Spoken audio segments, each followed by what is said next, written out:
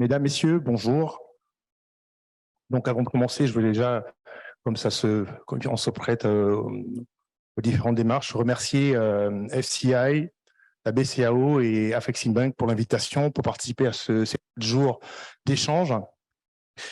Et pendant les 30 minutes qui vont suivre, je vais essayer de vous plonger dans l'avenir et dans ce que devient l'assurance crédit, ce que va devenir et devient de plus en plus la facturage, et comment la technologie réinvente ces marchés. On l'a vu dans les statistiques, les marchés européens, américains ont une longueur d'avance, mais il faut se dire que le plein potentiel n'est pas encore atteint parce que tous les acteurs cherchent à rentrer dans la TPE-PME. C'est l'enjeu du monde. Je peux vous donner, pour commencer, quelques statistiques. Selon la Banque mondiale, on évalue à près de 5 trillions de dollars les besoins en financement de trade finance des TPE-PME dans le monde. 5 trillions de dollars. Et si on regarde les marchés matures comme l'Europe ou la France, il y a 60% des dossiers d'affacturage qui s'arrêtent et qui ne vont pas jusqu'au bout. Pourquoi ils ne vont pas jusqu'au bout? À cause de l'expérience client, à cause des documents qui sont demandés, à cause du manque d'informations, à cause des retards de la souscription, à cause d'un certain nombre de choses. Et si on regarde chez les facteurs, puisqu'on a vu que ces marchés sont en avance, le taux de pénétration de la solution d'affacturage pour les banques françaises, américaines, est de moins de 12% sur leur portefeuille de clients TPE-PME. Et pourtant qu'on voit que leur marché est important. Donc, tous ces marchés se posent la question aujourd'hui de se dire comment pouvons-nous adresser la TPE-PME? Un, sur le marché de l'assurance crédit, qui permet de consolider la partie d'affacturage, et ensuite l'affacturage. Une autre information importante, le taux de pénétration de l'assurance crédit sur le segment TPE-PME dans le monde entier est moins de 3%. Moins de 3%. Pourquoi? Vous l'avez dit d'ailleurs, il y a un banquier qui l'a dit, les informations n'existent pas. Il est facile de scorer une grosse entreprise quand on a les bilans, mais quand on a un TPE-PME, que ce soit en France, que ce soit à New York, que ce soit à Abidjan ou à Dakar, c'est compliqué. Et donc, la technologie est là pour réinventer ces mondes, pour apporter des solutions, pour améliorer l'expérience client, améliorer l'évaluation des risques et permettre aux banquiers de financer quasiment sans risque. C'est ce qu'on va faire là. Dans une première partie, je vais vous présenter quelques technologies. L'idée, ce n'est pas que vous soyez des experts, mais que vous compreniez comment ces technologies réinventent votre métier, réinventent l'assurance crédit. Et on va finir avec quelque chose de clairement opérationnel.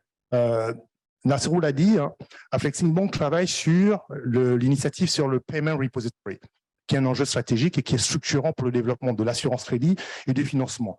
Et je veux dire que ça, on l'a déjà créé, ça existe.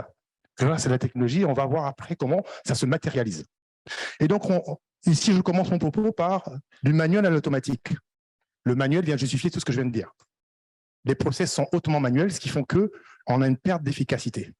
Et donc, on passe à de l'automatisation technologique. On va voir les différentes technologies, mais ici, je voulais vous présenter une phrase, une analyse faite par McKinsey, qui dit que d'ici 2025, 30 à 50% des assurances crédit vont être gérées quasiment en ligne. Ça dépend évidemment des marchés, de la maturité des marchés. Mais ce que ça nous dit là, c'est qu'il y a une dynamique en marche. Il faut comprendre que les choses, l'assurance crédit, l'affacturage n'a pas été réinventé depuis 50 ans. Il n'y a pas d'innovation. Les produits sont quasiment les mêmes, les réseaux de distribution changent selon les marchés, et la technologie vient réinventer cela. Et donc, je vous ai mis là 4 technologies innovantes importantes qui réinventent le marché de l'assurance crédit, qui améliorent la capacité à gérer le risque, à souscrire du risque, à gérer de la trésorerie et à la banque de financer quasiment sans risque. Vous avez entendu parler de certaines d'entre elles, on parle de l'intelligence artificielle, on va voir concrètement comment elle agit. On va parler des réseaux distribués, mais l'idée, c'est vous donner des informations pour que vous compreniez plus ou moins, pas que vous donner des experts, mais on va voir pratiquement à quoi ça sert. Ensuite, on va voir la connectivité. Et ensuite, la blockchain, qui est un vaste mot, mais concrètement, la blockchain a une utilité dans l'assurance crédit et qui plus est, dans le financement de l'affacturage. Nous sommes à l'ère d'un tournant stratégique où il est important que tous les marchés qui souhaitent rentrer dans l'assurance crédit, rentrer dans l'affacturage, captent la valeur de la technologie. Ils ne refont pas les erreurs du passé pour remettre des outils obsolètes dans les marchés développés. Et c'est ce dont il s'agit. C'est pour ça que nous sommes là aujourd'hui, pour partager avec vous les initiatives qui sont en cours de développement dans les marchés matures pour que vous saisissiez de ces opportunités pour créer de la valeur dans vos marchés. Si on regarde le premier élément, qui est pour nous l'élément clé, et on l'a abordé, c'est la data. Quelle est la stratégie de data et de collecte d'informations? Sans data, il n'y a rien. Sans data, il n'y a rien. Et depuis longtemps, on a estimé dans le marché de l'assurance crédit et du financement que la data qui existait, c'était les bilans. Bon, quand on a fait un peu de finance, les bilans, c'est une photographie. Et le bilan donne une tendance. On vous demande votre donné bilan, ça ne veut pas dire quelle est la solvabilité de vos entreprises. Il y a 2 mois, il y a 1 mois. Le bilan donne une tendance. Vous avez beau faire tous les ratios que vous voulez, ça vous donne des tendances, ça ne vous donne réellement pas la solvabilité, la capacité d'une entreprise à payer sa facture. Quand on fait de l'assurance crédit, c'est on trouve un risque sur la capacité à payer une facture.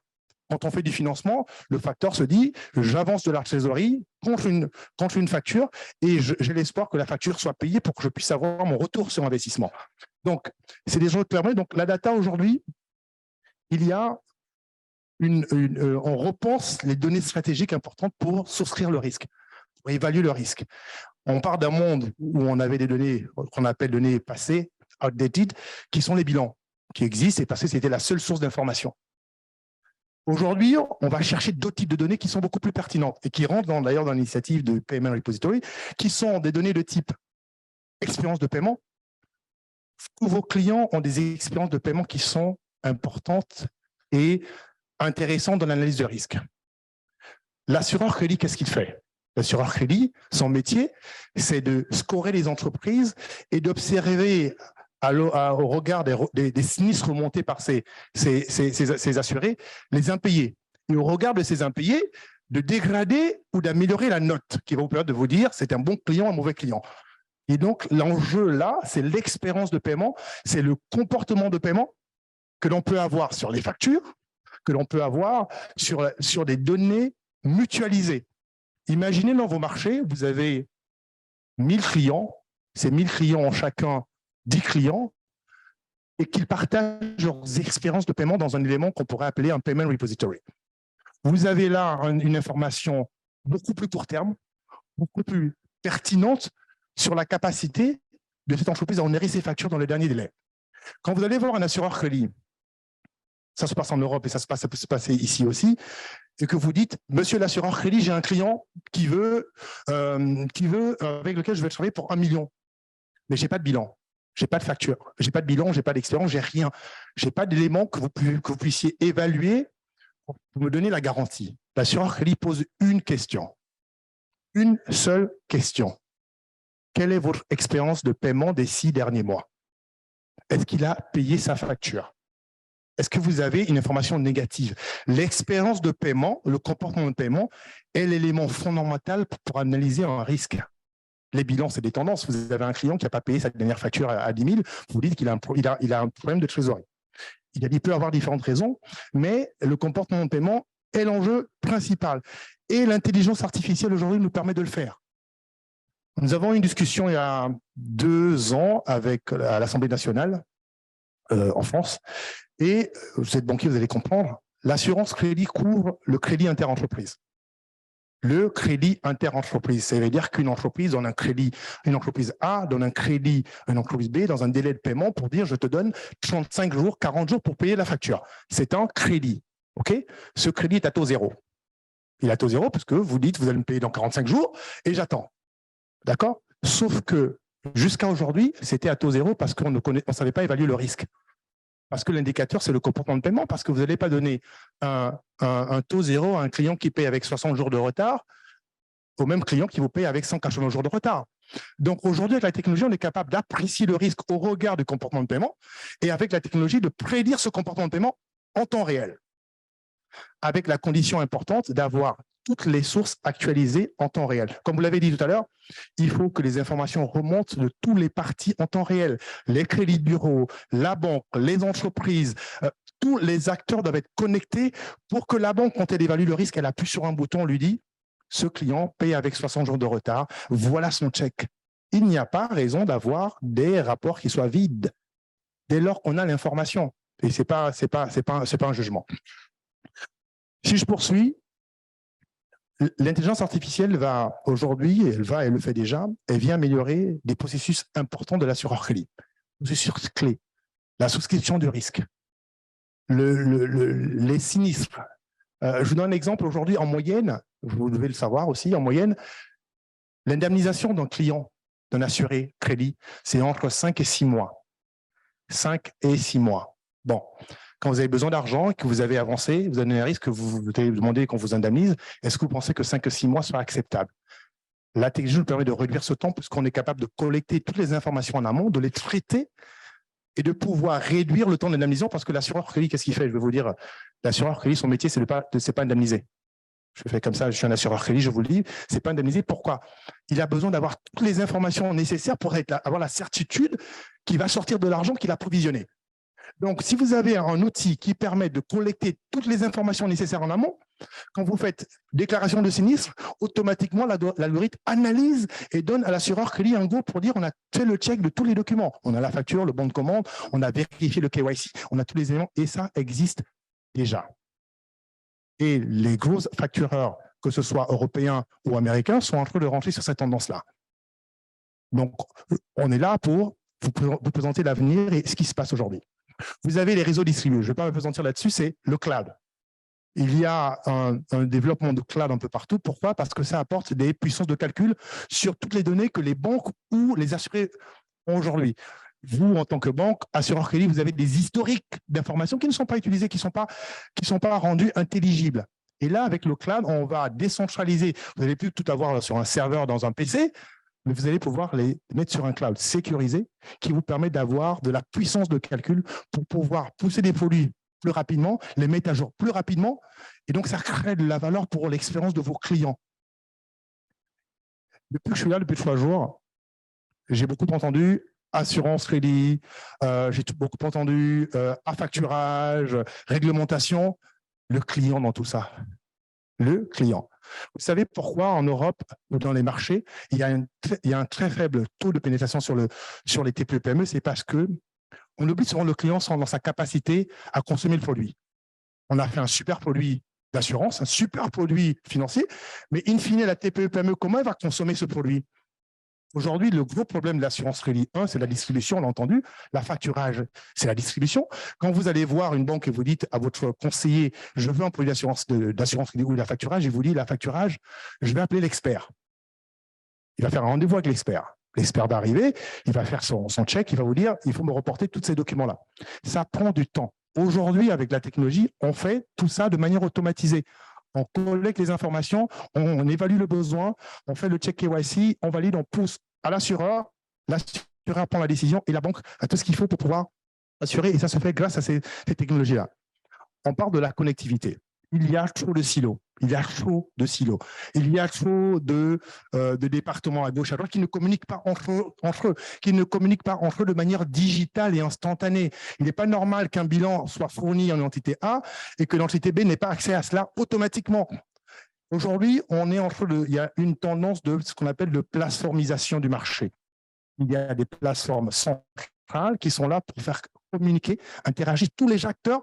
Et c'est encore une fois, je le rappelle, l'objet de ce Payment Repository. Comment on arrive à créer un écosystème qui permette d'actualiser, de collecter, d'actualiser les données en temps réel pour une décision rapide dans la couverture du risque et dans le financement de la trésorerie d'une entreprise. Et ça passe par un système qui va connecter tous les acteurs, on le verra tout à l'heure, de manière plus concrète. On est là sur une vision très théorique, avec des éléments opérationnels, on va voir concrètement comment ça se fait. Alors enfin, la blockchain. C'est un mouvement que je pense qu'aujourd'hui, technologique, qu'il faut appréhender. Mais dans le cadre de l'assurance, crédit et même du financement, on utilise la blockchain sur le volet smart contract, donc des contrats intelligents qui permettent d'automatiser les décisions.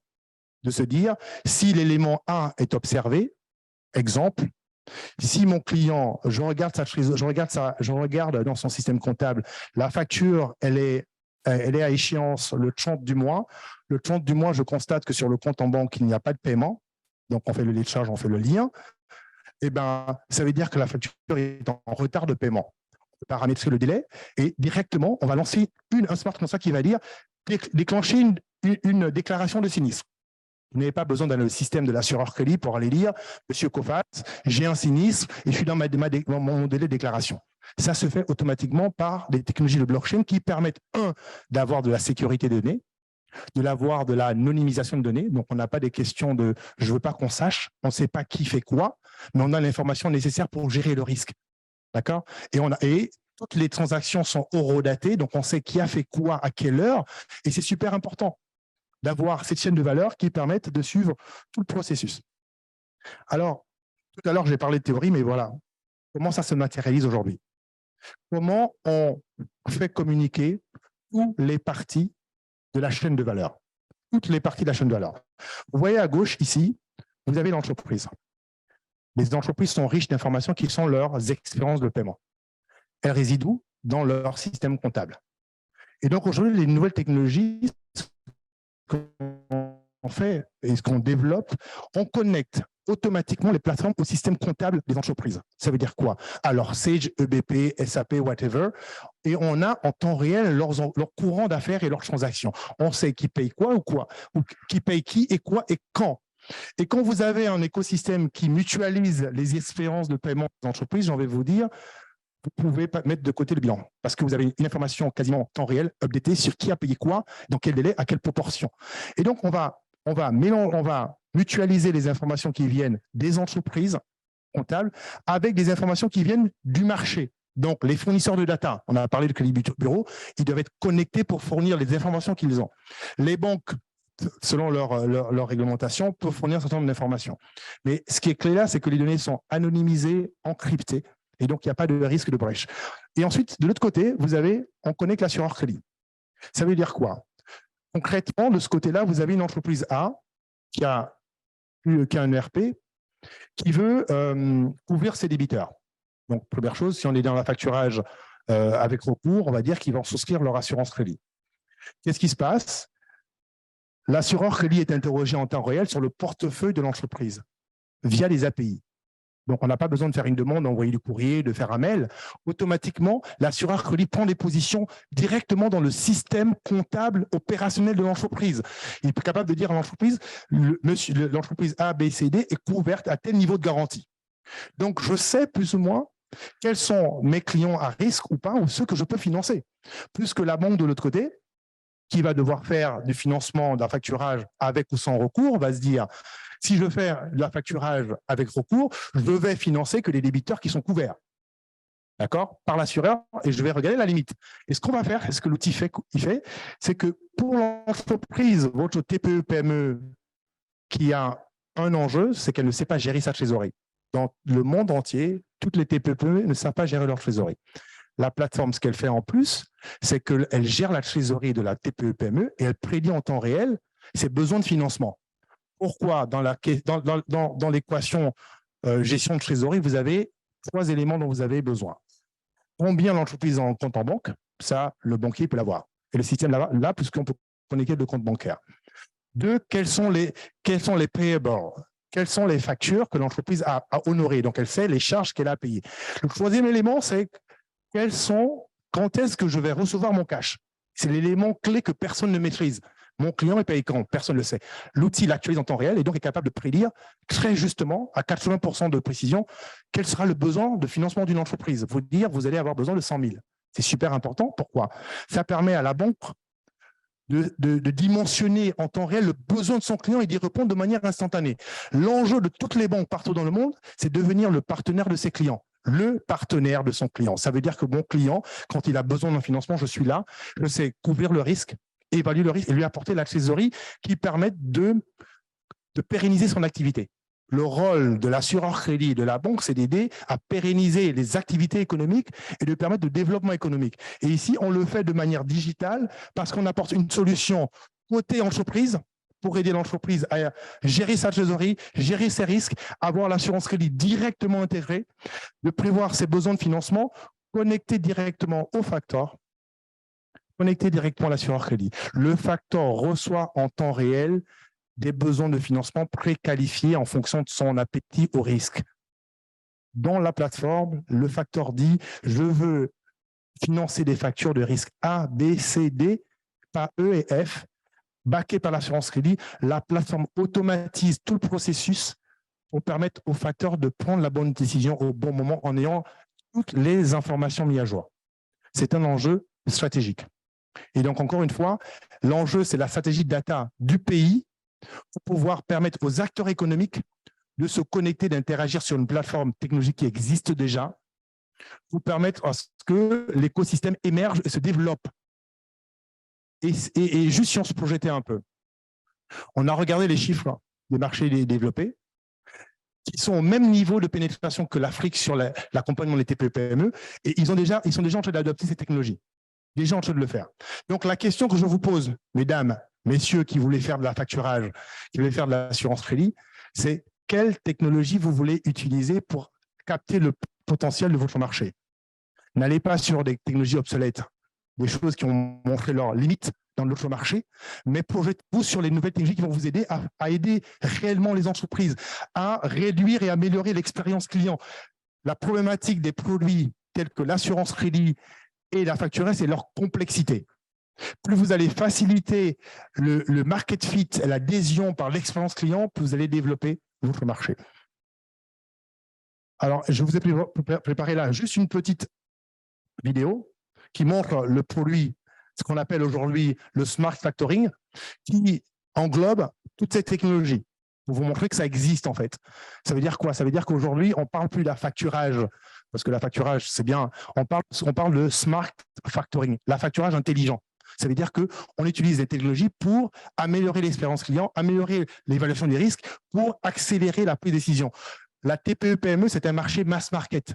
Mass market parce qu'il y a des milliers, des millions de TPE-PME. Vous ne pouvez pas adresser comme les 200 PME, ou enfin grandes entreprises. Voilà. Donc, je mets rapidement la vidéo parce que je ne vais pas dépasser le temps. Si elle marche, évidemment.